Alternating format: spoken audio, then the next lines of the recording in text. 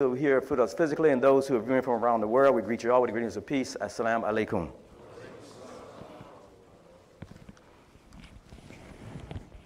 Please silence all your cell phones and make room for conversation as people arrive.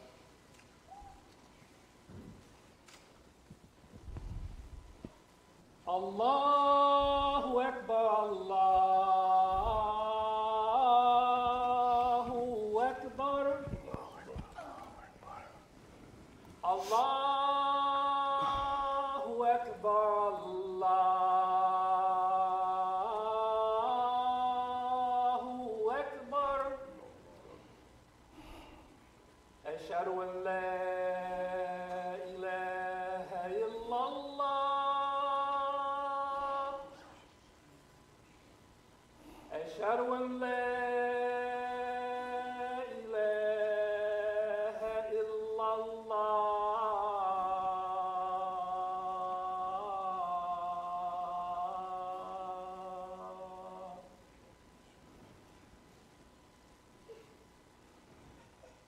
أشهد أن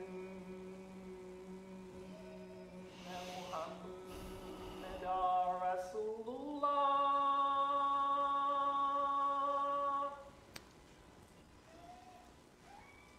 أشهد أن محمدا رسول الله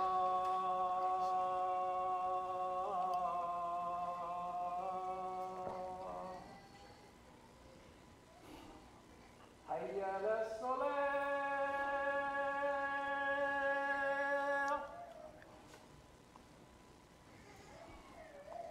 حي على الصلاة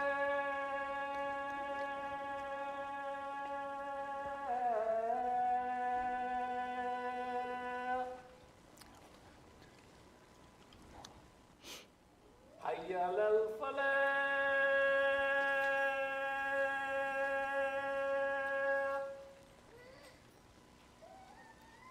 حي على الفلاح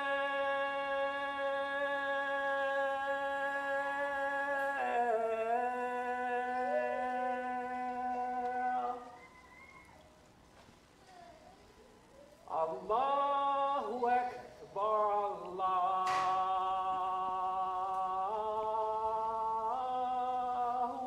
أكبر لا إله إلا الله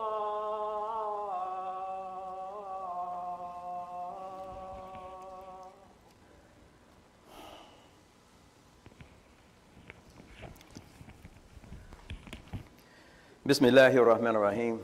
Alhamdulillah. Alhamdulillah huwa alladhi khalaqa al-insana min tin wa ukhrijahu min adh-dhulumati ila nur. Fa nahmaduhu wa nasta'inuhu wa nastaghfiruhu. Nu'minu bihi wa natawakkalu alayhi. Na'udhu billahi min shururi anfusina wa sayyiati a'malina. May yahdihillahu fala mudilla lahu wa may yudlil fala hadiya lahu. Ashhadu an la ilaha illallah wahdahu لا شريك له له الملك وله الحمد وهو على كل شيء قدير وأشهد أن محمدا عبده ورسوله صلى الله عليه وعلى آله وصحبه أجمعين أما بعد. We greet you all again with greetings of peace. Assalamu alaikum. We always begin with Allah's name, the merciful benefactor, the merciful redeemer, and giving praise to him, alhamdulillah, the complete and perfect praise and thanks. The complete and perfect praise and thanks is always due to, it belongs to Allah. So we thank him. We're always thanking him. We thank him for our precious life. We thank him for my presence. We thank him for your presence. We thank him for the countless gifts that he has given us. And we ask him to always to guide our minds, to always to guide our tongues so that we please what he has created us for. We thank Allah, we witness to his oneness as the one who is the creator of the heavens and the earth. But he lets us know that he created all of this, but he had no need of this, nor is he affected by any of this vastness, this vast creation that he has created. For nothing, absolutely nothing penetrates Allah's wholeness, nothing penetrates his oneness, nothing penetrates his unity. The unity of Allah, the Tawheed, you know, the right, the unity is preserved, it's pure, and it's perfect, and it stays that way, and Allah stays protected as He is, and He will always be the one, the whole, without fault, without failure, doesn't sleep, no disease, no death, not affected by change. Though He created change, He's not affected by change, He's not affected by rest. All the limitations, as we say often, as time and space. And we know space, again, is weakened, and space depends on what is there. But Allah, again, He's never weakened. And He's not dependent on what's there. Everything depends on Him. And even space depends on Him. And it's all around us. We can't escape space. Allah says He's even closer than that. Space itself. He says, وَلَقَدْ خَلَقْنَا الْإِنسَانَ وَنَعْلَمُ مَا تُوَسْوِسُ بِهِ نَفْسُهُ.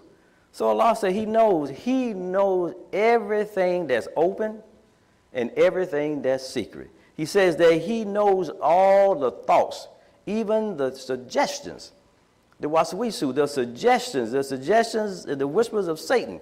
All of that's known to Him. You don't have to reveal it, but Allah says it's all known to Him. He knows what's happening on the earth. Everything is happening on the earth. None of that is without Allah's knowledge. He knows what's happening in the depths of the sea. Things are happening. We don't know what He knows what's happening in the depths. He knows what's happening in the highest heavens.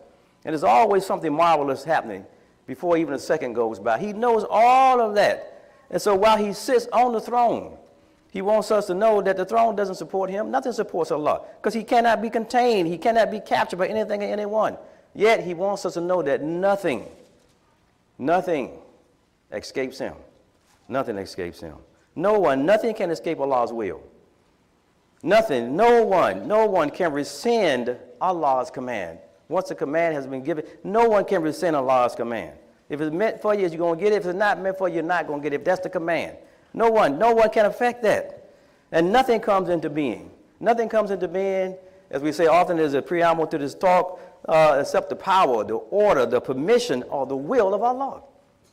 It's not going to exist. It's not going to exist. Everything, and again, the duality of things, that Allah created duality. Whether it be small or great, good or evil, beneficial or harmful, true or false, known or unknown to us, sinful or virtuous. Whatever is happening, all these things, these are categories of things that are happening. All of this occurs.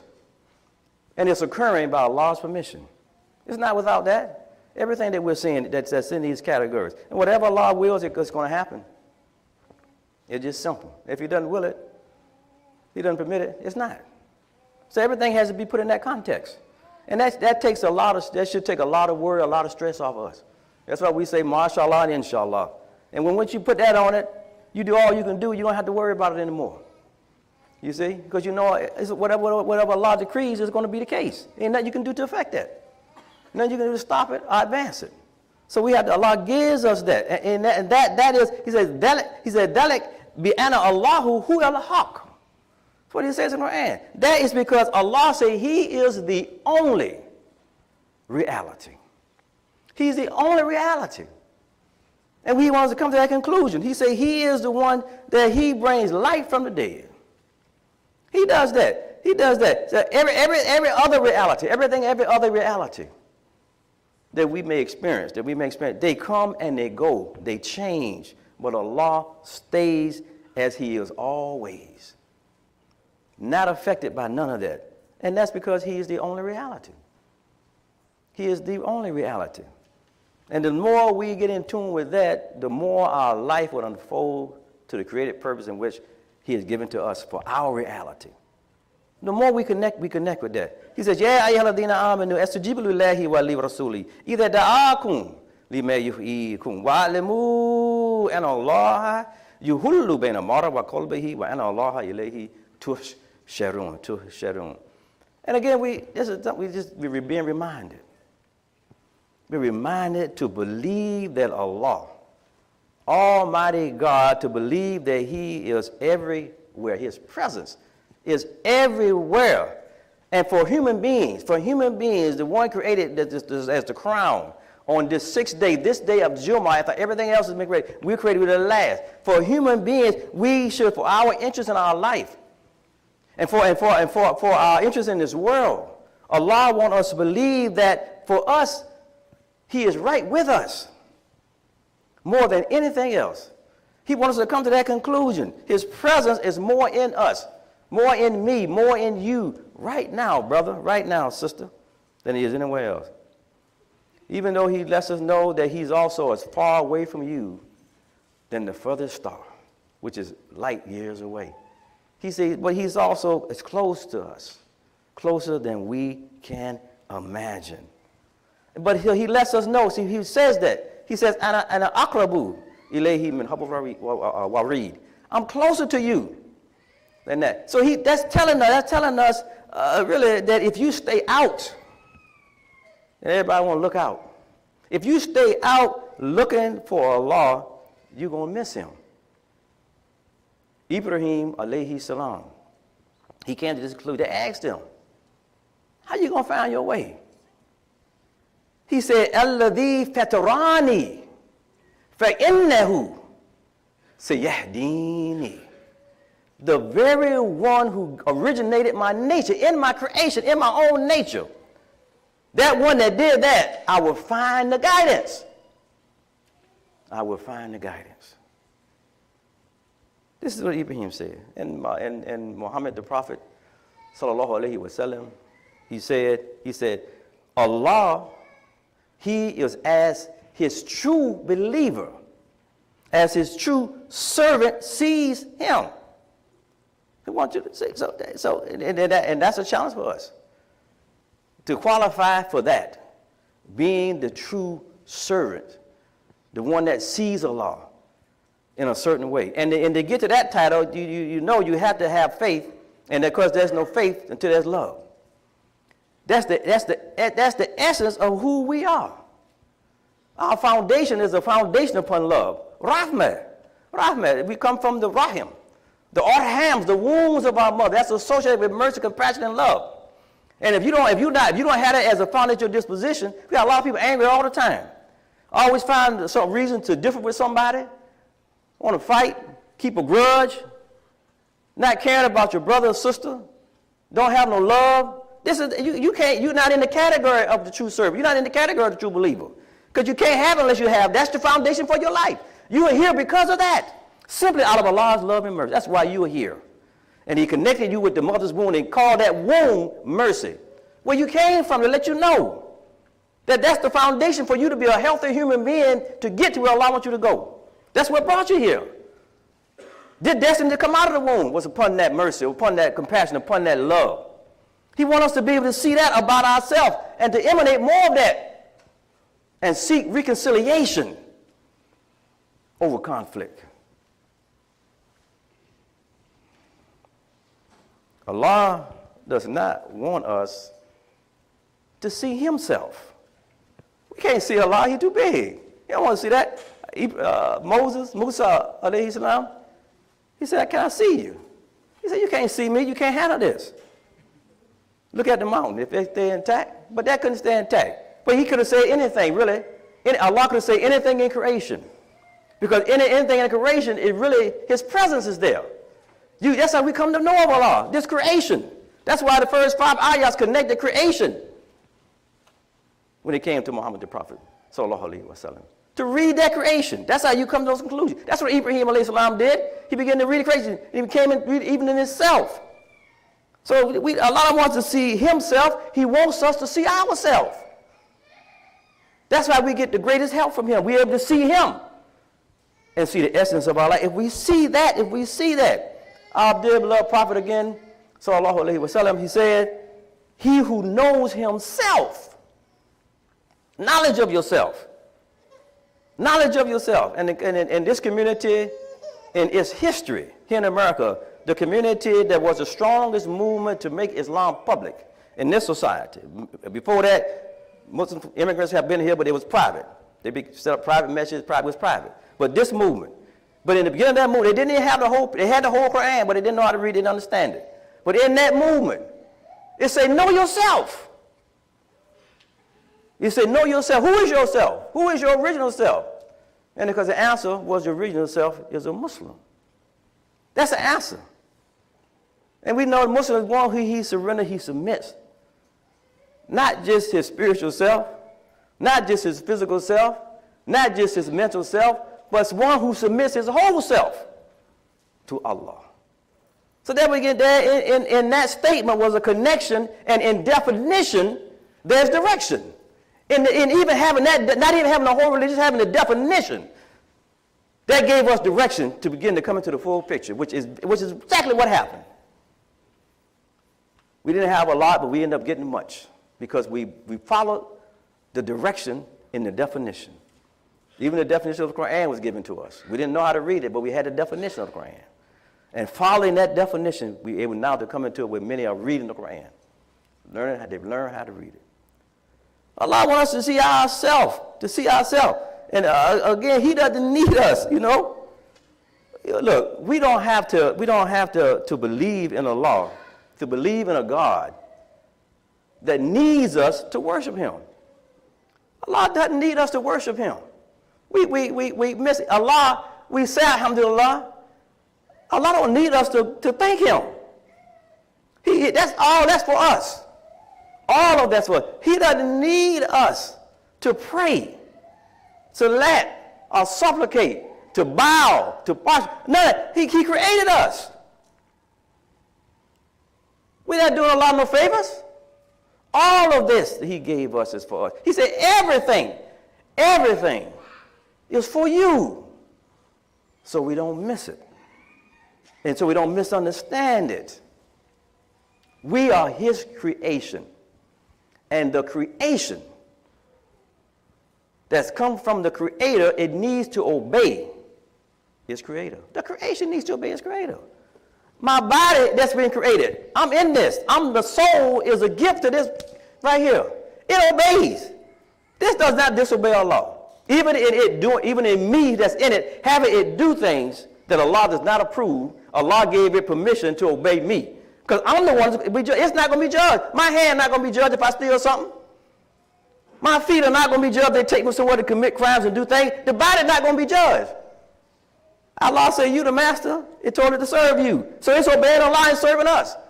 The one that's in this, that's what's going to be judged. That's who's going to be judged. That's what has to go. This is going to go right back to the earth. As soon as the detachment starts, this starts breaking down, say, my job is done. My job is done. And it starts breaking down, ready to go back to be of service to the earth. But that that's in it, it has to go to be judged. It has to be judged. What did you do with that I gave you? To serve you in service to me. It has to be judged. This is all I want us to see. He wants to see all these things, you see. Our creation, the creation needs to obey the Creator. That's the first help we get. No excuse for us. The first help we get from the physical world. The physical creation that was here before us. We came on the 6th day. Everything here before us was obeying the Creator. Everything. The first day, second day, third day, fourth day. This is Jumah. Adam is on the Jumah. But everything before Adam is obeying Allah. And we came out of that was obeying Allah before we came. So it makes sense. That our own nature, not that it doesn't disobey Allah. It doesn't want us that's in it to disobey Allah. It speaks to us. It gives us help. It doesn't talk to us when we're doing wrong. It responds in a certain way. The creation needs us to be appreciative of His Creator. And it needs to be appreciative of His Creator. And brothers and sisters, the more the creation does that, the better. The better it becomes. The better things will unfold for you. And Allah say the more you're grateful, the more you're thankful, He said, لِيَزِيدَكُمْ. He will give us more increase. If we just show that, that's a beautiful picture. That's all you got to do. Just to be grateful and be thankful, Allah said He'll give you more. If you just show that, gratitude. And that's natural. If you give somebody something, they keep showing you they're appreciative, it makes you want to do more for them. My sister, she had 3 aneurysms. And she had actually flatlined. And the doctor came to tell her she was gone. But between the time they told her she was gone, when they went back, she had come back. And she came back, she lost her memory. She had some small children. She didn't know her children. didn't know her husband, didn't know me, and she and I were real close. She lost the use of her right side, and she was in the hospital. And we were trying to get her to know who we were. And the doctor was saying, I don't understand, because the doctor said every time we do anything, the nurses, everybody say she just thanks us. Every little thing we come do. She was just grateful. She just showed gratitude, and it made them want to keep coming to her. Because she would just say thank you. Everything, she would say thank you after everything. And then we were trying to get her to remember us, and she said, perhaps, this is her quoting her, and it touched me dearly, because I wanted this for me. She said, perhaps Allah will help me remember. She remembered Allah. And of course, what Allah did, the way Allah unfolded, everything came back. And she was blind. She had lost her sight too. But the sight came back, the memory came back, the use of her right side came back. Allah said, if you show your gratitude, He will give you more.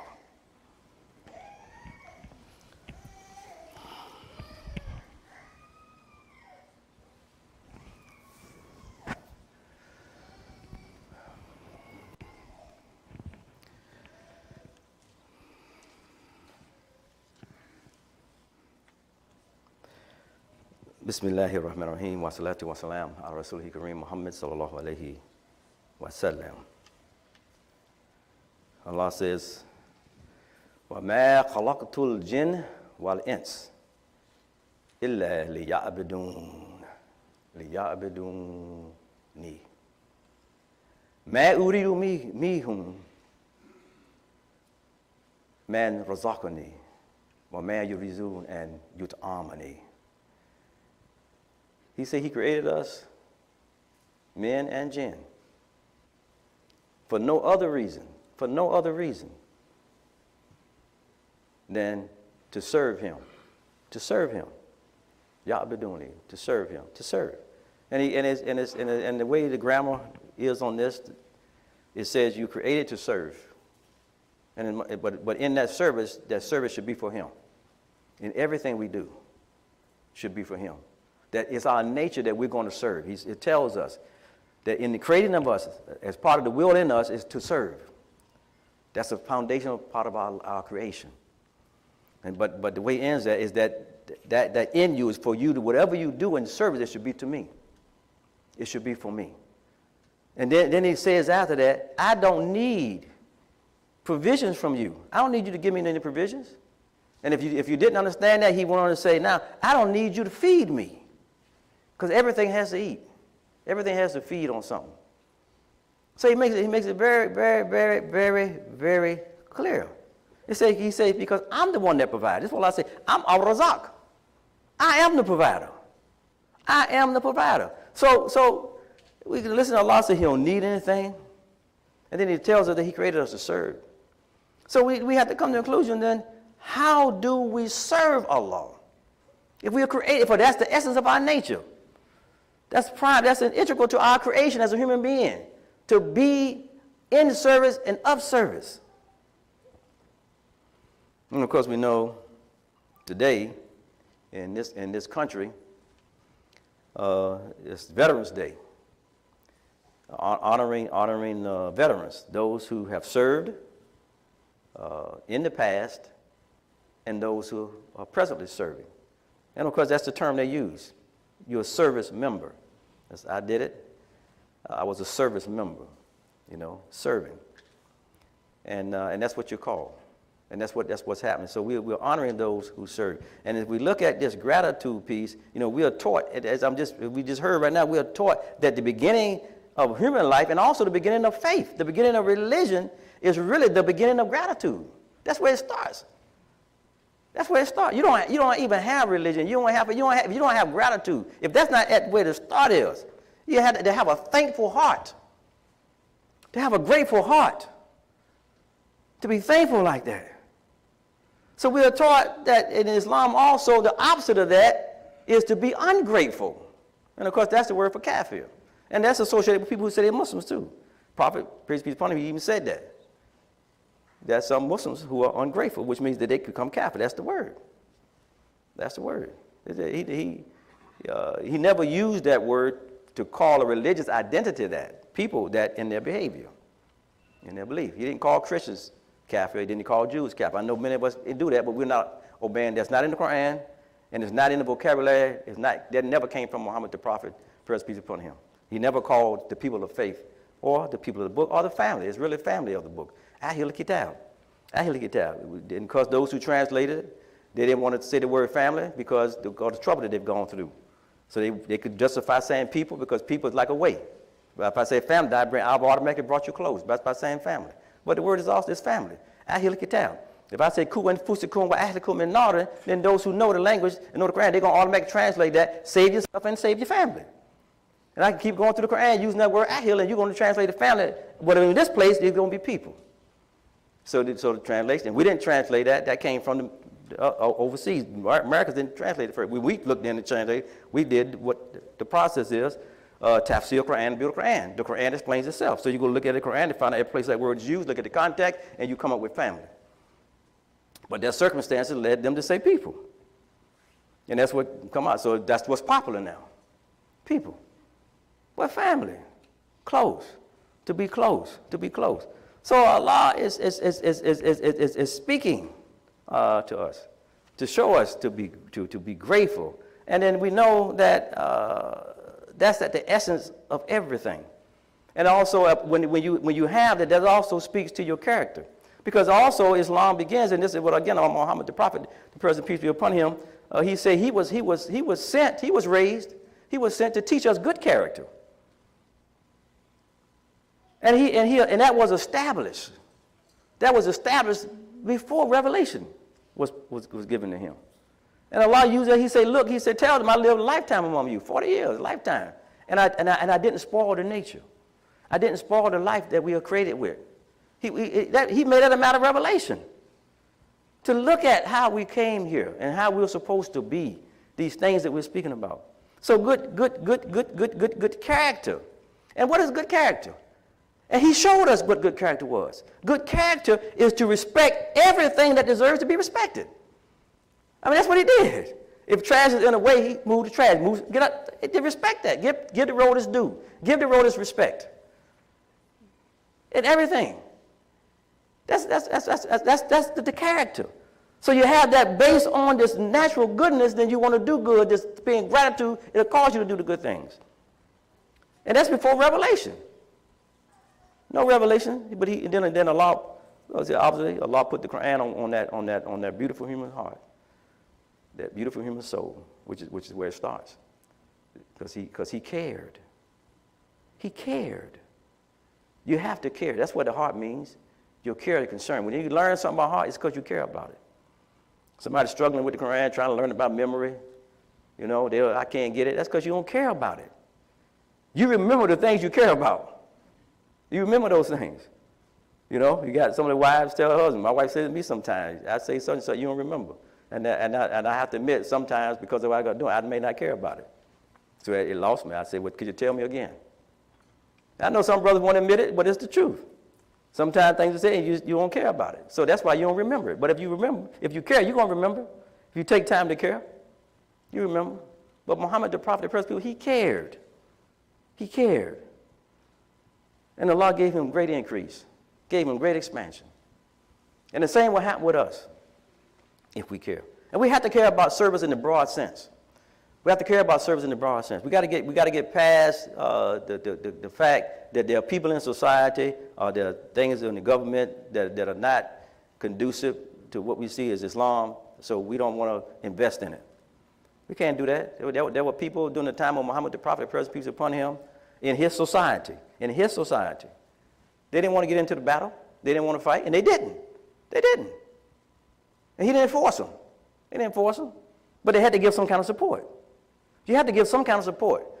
If they wanted to benefit from that society, then you're obligated. And Allah says, Ya ayyuhalladhina amanu. Afu bil uqud. Afu bil uqud.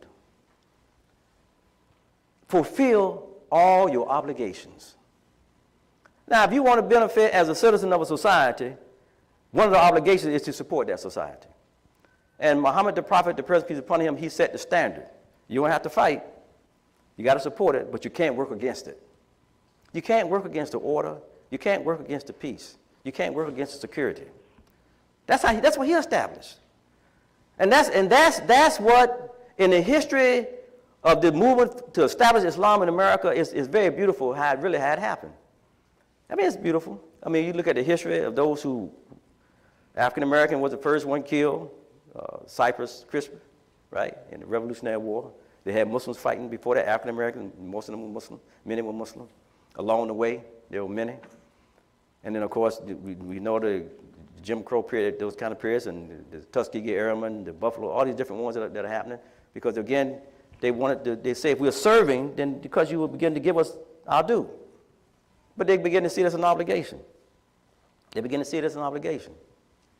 And then the way it moved on, we know that there was a time that attention that the rights were not afforded. So there was a movement that said, well, we can't serve this then. You ain't serving us. We're here to serve. You ain't can't serve. So Allah calls it. Again, I open up with don't nothing happen unless Allah permits it. Allah permitted something dynamic to happen in this society that hadn't happened in other societies the way it happened. And it had to happen that way. It had to happen that way. Some say, no, it didn't. Well, if Allah permitted, that's where Allah intended, that's where it had to happen, because everything has to happen by His permission. These people, the descendants of slaves, have been written off. They had degraded themselves. They had been in degraded circumstances. And this movement got them ready to now invest in the exodus of America and to move it forward. I mean, you can't, how you going to help America if you on drugs? How you going to help America if you're a drunkard?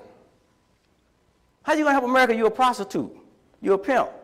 Those, the kind of things that the people, he brought a life to those people. And that's something that's here right now that was in those conditions, in gangs. And he cleaned them up, stood them up, got them clean. He said, my job was to clean you up. Get you ready for prayer. To get you ready for prayer. This is him speaking. We talking about Elijah Muhammad. Yes, Honorable Elijah Muhammad. He had a love for his people. That's how it started for him. He saw the trouble drove him. He loved his people. He had love. Love was at his heart. He went to do that. He didn't know the religion. You got people on the floor right now. I say Elijah Muhammad. They start flinching.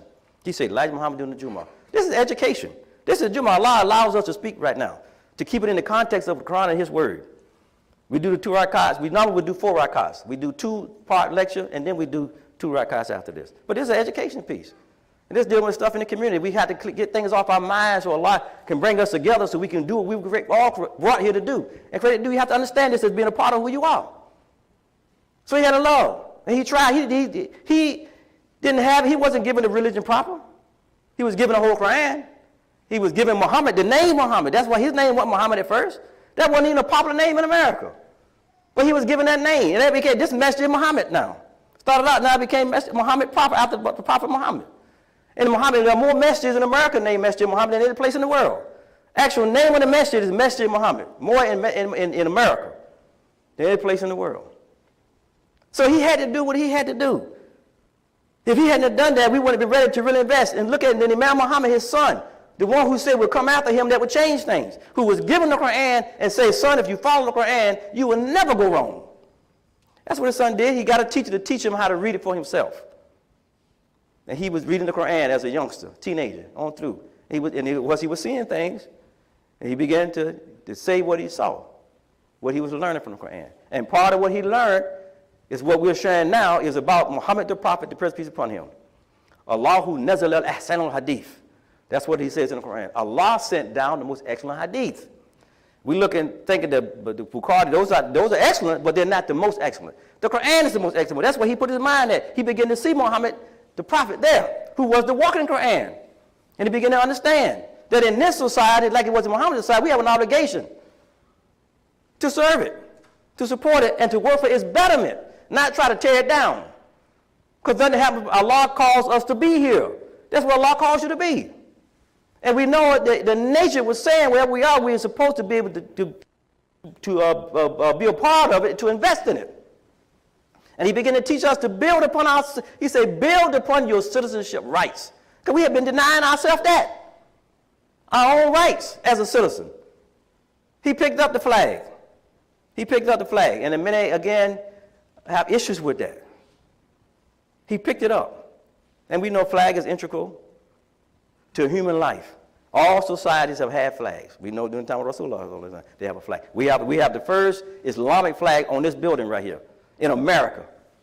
The first true Islamic flag in America is on this building right here, as in addition to the others. But he picked it up. And he picked it up at a time when white Americans were burning the flag. Not to mention African Americans felt about it. We see how we understand the not standing, the protest. We understand it. But he saw a wisdom. Imam Muhammad, Rahimullah alayhi. And I know some have an issue with that. But at that time he did that. All of the migrant organizations, all of them, was against picking the flag up. But the majority of them now, almost all of them now, they pick it up. Almost all of them pick it up now because they saw what he saw. They wanted citizenship. I was in the military on a base. It was a young individual from a migrant family that migrated here to America. He was in uniform. And his family had come here and had gotten citizenship. And something pushed him to go in the military. He went in the military against his family's will. Because his family told him, say, you can't fight for this country because this country has a lot of Kafirs in it. And he was struggling with that. He didn't know. Just like many, they're not really taught the religion.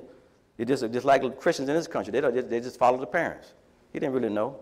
But he began to learn and see for himself. And begin to make changes. And begin to see how things change. And everything has been put into a context. Now we are seeing and we are doing things, and we have to understand if we don't embrace what Allah has put, where He put us and what He's put in front of us, we are here to make it better. Even in the language, even America. The word Amir is in the language, associated with Islam. America, Prince of the Soul. Amir, I can. All that's there. That was set up for us. How Allah calls it to develop. When the first words came to Muhammad the Prophet, the present peace upon him, the name Allah was not in those first five. The name Allah was not in those first five. The same exact two things that was mentioned in the preamble to this Constitution of the United States. Iqra, bismi rabbika alladhi khalaq. Khalaq insana min Allah. So here he's getting the word, Allah revealed to him, Creator. And those who were studying the Islamic text, and we know the one who had the heaviest hand, Franklin, he had the heaviest hand in that document. He was studying the Quran, purchased his Quran in 1765. America wasn't even a country at that time, wasn't even a nation, wasn't separated, still part of the colony. He brought it. That's not to say he was studying it before. When he got his own copy in 1765. Many of them were studying the Quran. And they went Jefferson, that's what I meant, yes. So they scratched, they had Jesus in there, had other words, and it came down to use this Creator. And so we hold these truths to be self-evident that all are created equal. We don't have no problem with that. Where's the problem? The society didn't measure up to those words because it was aspirational. Because every human soul has that aspiration. But we know they had slaves and stuff, but they brought Allah's name into the equation. And when you bring Allah's name in, Allah, now He takes over.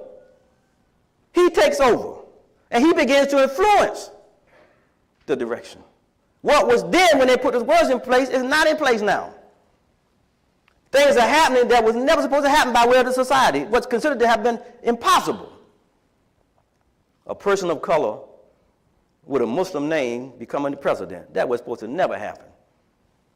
A vice president from people who was degraded, second class. That was supposed to happen. Justice. I mean, it's been all along the way. That was never supposed to happen. We just had Brother Westmore who really was talking about this service piece and his circumstances. First, African American to be the governor of Maryland. Place of home of Frederick Douglass, Kunta Kinte. Now he's the governor of that state. Yar Mahmoud, the one who ended up in D.C. here, came in through that port and ended up here. But he's now over that.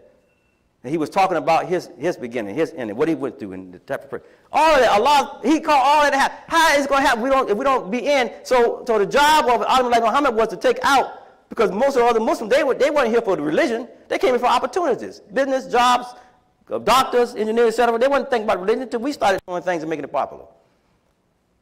So his job was to take us out to clean up the people so they can really be what Allah created them to be. You can't be that again if you're on drugs, alcohol, struggling out on the street, struggling, your economy is bad, you're not doing anything for yourself. See, you begin to cause them to do things for themselves. And today, we have an opportunity to invest in this excellence. There is really nothing like the document. And the document that they put in place, when they looked at all the documents on the planet at that time, they had to bypass everything and go to Medina. That's what the history shows. That was the last place on earth that had a society like that would respect and identify the relationship between the citizen and their Lord. And they use the term creator. And they said no matter who comes here, nothing is by accident. All of this stuff has been created. If you can respect that, we can work together and build a society. And that's what it is. And we are here. Allah calls us. It was His will. Muslims now, though, no matter how you came here, no matter what your interest was in the beginning, we are all here now, more than ever before. There are more Muslims now in the state governments, in the federal government than ever before. We're working with them. We're seeing it. It hadn't happened like this here. We have a great opportunity. But we have to invest more in our own life and our own faith so we can begin to share that, because if we don't, we're cheating them. We can't just keep it in here, come in here, and then go back out there and just become a part of everything. We have to be in the world, but not of the world. ربنا آتنا في الدنيا حسنة وفي الآخرة حسنة وقنا عذاب النار. ربنا لا تزغ قلوبنا بعد إذ هديتنا وهب لنا من لدنك رحمة إنك أنت الوهاب. آمين. Come to Salah. Allahu Akbar, Allahu Akbar. Ashhadu an la ilaha illallah. Ashhadu anna Muhammadan Rasulullah. Hayya ala salah, hayya ala falah. Qamat salah, qamat salah. Allahu Akbar, Allahu Akbar. La ilaha illallah. La ilaha illallah. That's all. Make sure your lines are straight. Very important to make sure your lines are straight. Shoulder to shoulder. Pray as if it's your last prayer.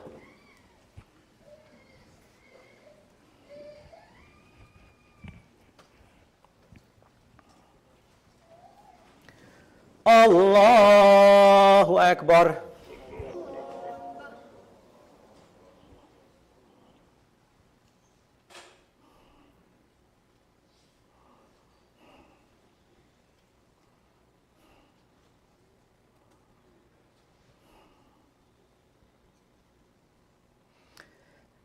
بسم الله الرحمن الرحيم الحمد لله رب العالمين الرحمن الرحيم مالك يوم الدين إياك نعبد وإياك نستعين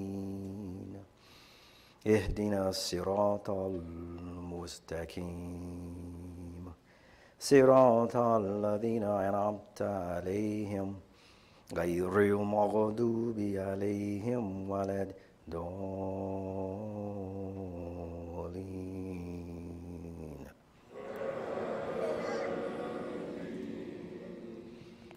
ألم نشرح لك صدرك ووضعنا عنك وزرك الذي أنقض ظهرك ورفعنا لك ذكرك فإن مع العسر يسرا إن مع العسر يسرا فإذا فرغت ربك فارغب الله أكبر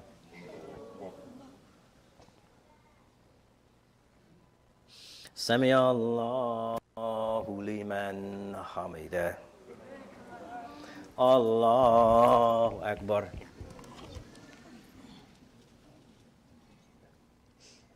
الله أكبر الله أكبر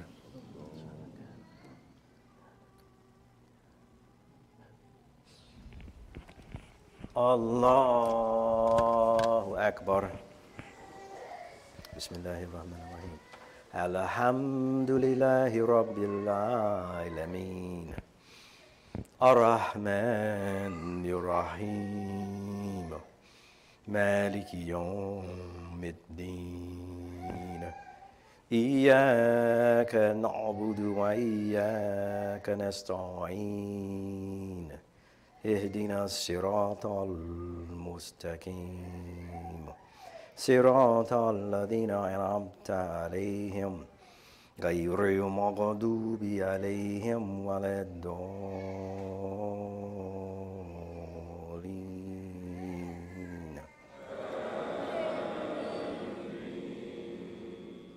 قل هو الله أحد الله الصمد لم يلد ولم يولد ولم يكن له كفوا أحد الله أكبر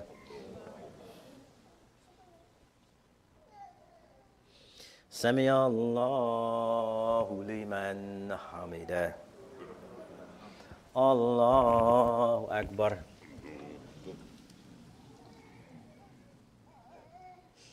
الله أكبر الله أكبر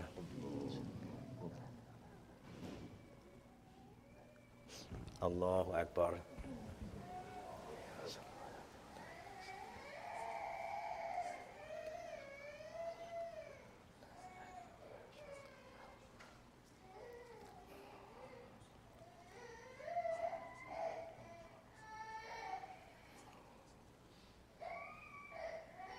السلام عليكم ورحمة الله السلام عليكم ورحمة الله استغفر الله استغفر الله استغفر الله استغفر الله اللهم أنت السلام ومنك السلام تبارك يا ذي الجلال والإكرام لا حول ولا قوة إلا بالله يا الله يا العظيم Assalamu alaikum. Have a few announcements, inshallah. Keep in mind that we still have the time to be grateful. We're going to be doing a dynamic weekend, December the 9th, 10th, and 11th. There are still tickets to be sold. We're going to be having, obviously, Jumah going to be everything is going to be at the Hilton Crystal City. There'll be a Jumah here and there'll be a Jumah there. And of course, workshops going to begin immediately after Jumah at the hotel. We're going to have a dynamic culture. Now we got some of the most prominent talent in our Islamic community that's going to be performing at the culture night. Very diverse talent. That starts at 7 o'clock, and that'll be at the hotel. Because the next day we have workshops. We're going to have 4 main tracks of workshops: education, business, government, health, culture. Many different tracks going at the same time, so you'll be coming there and benefit from that. Very reasonable rate to have all that available to you. There's going to be a dynamic luncheon at the event with a nice program also on that Saturday, and then more workshops. And then, of course, the big night will be Saturday night, where we'll have the awards banquet. This is the Masjid Muhammad, the nation's mosque. Right now, we've been commemorating our 85th anniversary as an Islamic community here in the nation's capital. December is the culmination of that month, and we are hosting the Muslim Journal's 19th, some say 18th, they did a virtual, but we'll say 19th annual, A Time to Be Grateful. We were talking about gratitude, A Time to Be Grateful banquet, and the theme is shared freedom space, created equal with inalienable rights. And so all the speakers will be addressing that. We do have confirmations from many from the highest levels of our government that are participating. We're getting letters of congratulations from many. We do expect to see our mayor. We expect to see our representatives in Congress. We do expect to see those from the White House part of this. The ambassadors that are part of this. Many of our other institutions are also a part of this as well. International partners that we have, and we just had our brother Albert and Khatib just returned from Indonesia from the G20 R20 Religious Forum, the International Religious Forum. We were by name requested to be with the leaders, the religious leaders of the 20 countries there. We were given a lot of recognition as Masjid Muhammad, the nation's mosque, also the community of Imam W.D. Muhammad. That's how that's coming from them. When they introduced us and had us. I wasn't there, but they represented us. I wasn't able to be there, but we were grateful that we had representation there, and it was astounding, and we got some dynamic relationships. That was put on by the Secretary General of the Muslim World League in partnership with the largest Islamic organization in the world, NU, Dr. Ulama. So they hosted this, and it's now connected also with the G20. They met ahead of the G20, and they had some deliverables out of that to be put in the agenda to help influence the direction of the G20, which is the most powerful economic societies, nations in the world. That G20, the 20 of the most, and so we're part of that. Imam W.D. Muhammad, he was representing his community. He would have been there if he was here. He would have been there because those are the kind of things he was doing. But he is still there in us, and we thank Allah for that. So congratulate them for safe travel that they returned. Brother Albert Khatib. We had others from our association that also participated as well. So that's a big night. We do have some tickets left for that night. Initially they sold out, but we had to expand and get bigger space to other area because of the demand for this. It's a big deal. And then Sunday, there's going to be a business breakfast. We have some prominent speakers there. If you have a business, again, the fee is not a lot. It's a breakfast, it's a program, and you can hear from dynamic speakers. There'll be networking opportunity. Then we're going to have a national interfaith panel. There will be, this is free. The panel, all the Sundays outside of the banquet, everything else is free on Sunday. This panel is going to be free if you want to come. We're going to have them addressing how that theme is relevant for what we see happening in society. The theme, shared freedom space, creating equal and inalienable rights, how that's relevant right now with all the things we're seeing. So we have some religious leaders addressing that at 12 o'clock at the hotel on that Sunday. And then, of course, we brought the play is coming here now, True to My Religion. That play is here. It's been traveling around the country right now. Started off in Atlanta, went to Houston, I think maybe somewhere else, but it's coming to the D.C. area now. It's called True to My Religion. Dynamic play, put on, written by one who was born in this community, grew up in this community. His life started here in this community. He's away now, but he's written a dynamic play that's really moving around and inspiring people called True to My Religion. So that's going to take place at 3 o'clock also on that Sunday. So try to be there to make that play. You know. Marva, we had the commander here, Commander Linda Bilal. Marva has just been recognized. I just got a call right before coming here. I was trying to get the actual document.